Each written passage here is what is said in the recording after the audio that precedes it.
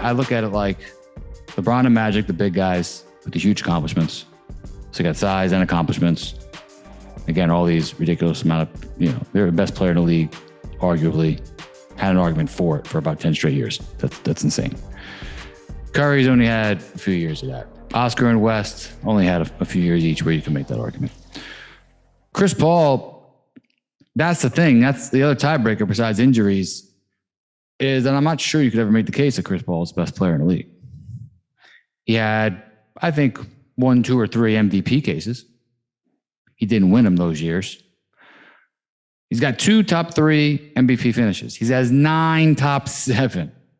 9. That's a lot. That shows, hey, he's in this class of players. A lot of people put him lower. But no, he is in this class of players. The problem with Chris Paul compared to these other guys is, well, he kind of had like Oscar Robertson's first 10 years. He wasn't playing with a slew of Hall of Fame players. In fact, Chris Paul wasn't playing with any Hall of Fame players for his first 12 years. 38-year-old Paul Pierce doesn't count. Blake Griffin, Tyson Chandler. How do you compare Chris Paul to Magic, who got to play with Kareem, one of the top 5 players ever? How do you compare him to someone like Dwayne Wade, who won rings with LeBron and Shaq? How do you compare him to Kobe, who won with Shaq? Curry, who won with Durant, but wait, Curry has also won without Durant. He's won with, Clay and Draymond, but Curry's been slightly more durable in the years where he's been a star. So I have to think about all these things because my natural inclination when I have been watching basketball, I became a Chris Paul fan 15 years ago. And the reason was, and I don't defend him to this day because I enjoy watching him play. I enjoy watching him play because I saw this greatness early. I saw him play in 2007, 15 years ago, and I was like, wow, this is one of the best players of all time. It's like this combination of shooting, passing, offensive orchestration, pickpocketing people on defense. This is the best pure point guard that's ever lived. And he is. He's the best pure point guard that ever lived on the video and on the stat sheet. But he's not when it comes to accomplishments because, well, he didn't win any championships. So let's talk about the game itself first with Chris Paul. One of the best passers of all time, both individually on individual seasons. So he's, 5-time assist leader, but then right now he's, I think, 4th or 5th all time in assists. He's going to probably finish, he's 3rd in assists. He's going to finish 2nd, most likely. Unless he retires soon, he's going to finish 2nd in all-time assists. He's an outstanding mid-range shooter.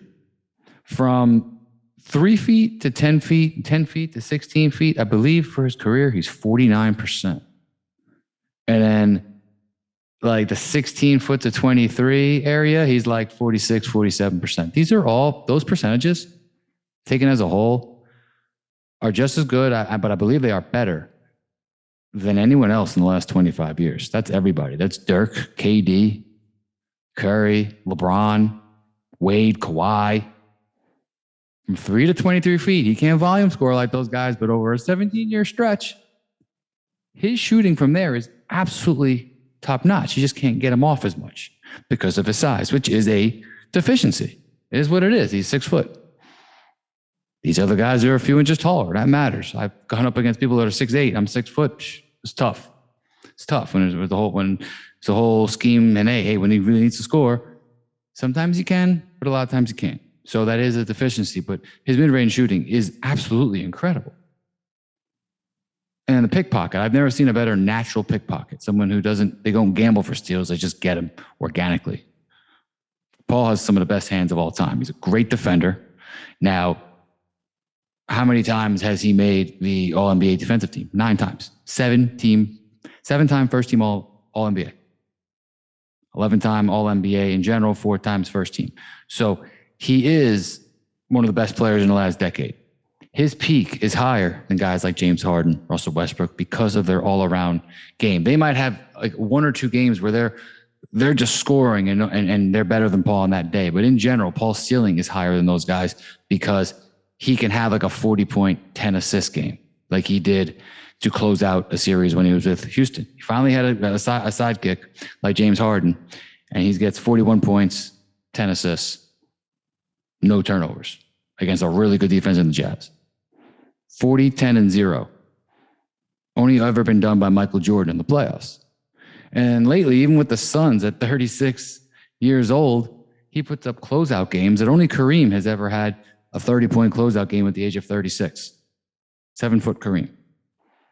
Chris Paul, 37, 33, and then last year, 41 against the Clippers, his old team. This year, he had a 14 for 14 game for 33 points and a closeout game. So he has these magical shooting days with the passing combined with the sound defense. And it's like, yeah, maybe a 50-point game from Steph or a 50-point game for some of these guys would be better technically, but there's no messing with these games where he goes 35 and 15 or 40 and 10, because it's like he's putting up 60, 65 points on his own, and a lot of it's scoring. And he's also playing good defense, doing his usual gamesmanship, whining with the refs. He is a dirty player. He's not, Bruce Bowen, Bill Laimbeer dirty. Stick your foot under you or shove you when he's not that bad, but he is chippy. He handles every possession like it's his last, and there's a beauty to that. Now, let's compare him to Curry. I always thought Curry had more help than him. He does. It's true. If you switch teams and you put Chris Paul with, Draymond, and Chris Paul doesn't have to guard the best perimeter guy, who knows? I don't know if they win 67 and 73 wins. I don't think so, but it would probably be close. And if Chris Paul could stay healthy, which is a problem, I'm sure they win. Now, let's talk about statistics in the playoffs. 26, 6, and 5 on 61% true shooting for Steph. And that's now Chris Paul over about twice that period almost. 20 points, 8 assists, 5 rebounds, 59% true shooting. So Curry scores a few more baskets. Paul has a couple more assists. It's close. And again, we don't know what happened in an alternate universe, but I still am not sure who I would take if I want one guy to stay on the court at Rucker Park, to stay on, who do I want in a one game, hey, I'm going to stay on the court here. Or I got to be with this guy all day. I got to one series. I don't know. You take injuries out of it, I might want Chris Paul because he's a better defender, ball hawk, passer. He can move without the ball as well. But Curry puts more. He just puts more fear into a defense. It's the bottom line. So I would think about picking Chris Paul over Steph Curry in that scenario. But does he have the better argument? When we're talking best players ever, does he have a better argument? He doesn't. It's like I talk about with Dan Marino and Joe Montana. You could make the case that Marino is a better quarterback than Montana, but it's a losing case. When someone has that level of success over the other person, 4 rings, 4 out of 4 in the Super Bowl versus 0 for 1. You watch that Super Bowl, it looked like the Legion of Boom and Broncos Super Bowl when Marino faced off against Montana. It wasn't because Montana was better, because Montana had a better team and Marino was overwhelmed. Marino never made it back to the Super Bowl. He had some real blowout losses in the playoffs, kind of like Chris Paul. Lost 62-7. They both love to lose by 50 points. Now, Chris Paul didn't win an MVP like Marino, but it's not the point. The point is that how do you make the case that Marino's better than Montana when the burden of proof has to be so great for Marino over Montana? Like he would have needed to have won like 5 or 6 MVPs, made a couple other Super Bowls, and just had better efficiency numbers than Joe Montana to compete with a 4-0 advantage. And I'm telling you, Chris Paul doesn't have that. Steph Curry's made 6 finals. He's won 3, maybe 4. Paul's made 1 and 1-0. Now, again, did he play with some of these all-time great players? No, he didn't. And when he did, he's had great success. But and would he have been injured if he didn't have to guard the best perimeter player, like Isaiah didn't have to?